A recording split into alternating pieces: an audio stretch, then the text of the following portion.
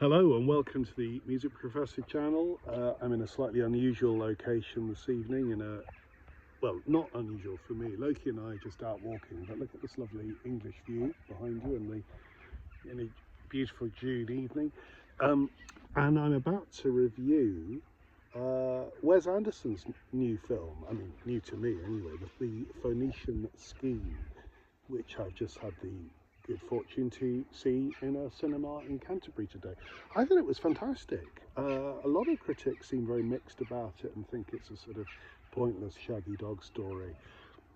I thought what was evident was this a wonderful sort of virtuosic display of filmmaking. Every single shot is so beautifully framed, and I've never seen a film that made me laugh so much at the way the shots were set up. I mean, very beautiful comedy, just in the way that the shots were constructed. Some of them, it's just so funny. The story is, it appears to be a shaggy dog story. It's bizarre. You can't really follow the machinations of this strange and complex plot, and there's no need to, because I think it's really a rather complicated example of what Hitchcock once called a MacGuffin, which is a device, really. It's just a device that the film is hooked onto, and you follow it. But really the film isn't about that. It's about how human beings can be transformed from being sort of one-dimensional, institutionalized beings who are kind of lost.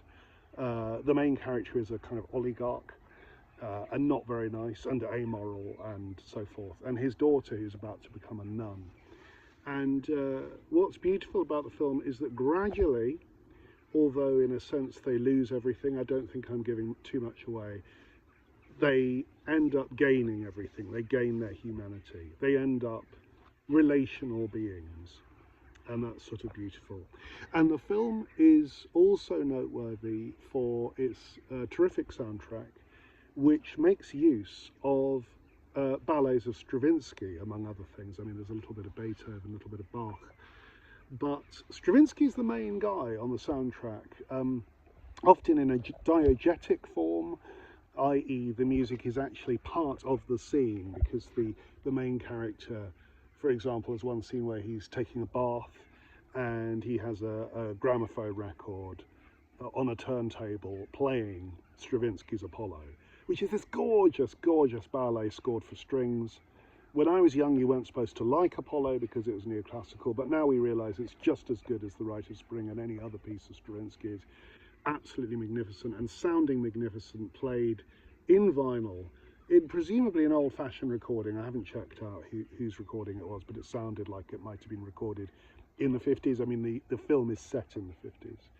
So Stravinsky, who never quite conquered Hollywood, you know, he had a good stab at it in the 40s, but couldn't really get his head around how to write film music. But finally, here's a film that makes use of Stravinsky in a cinematic context, and it really works. I know Fantasia did that many, many years ago with the dinosaurs and the volcanoes, but in a way this is subtler and, for my money, a more mature, more interesting use of Stravinsky's music.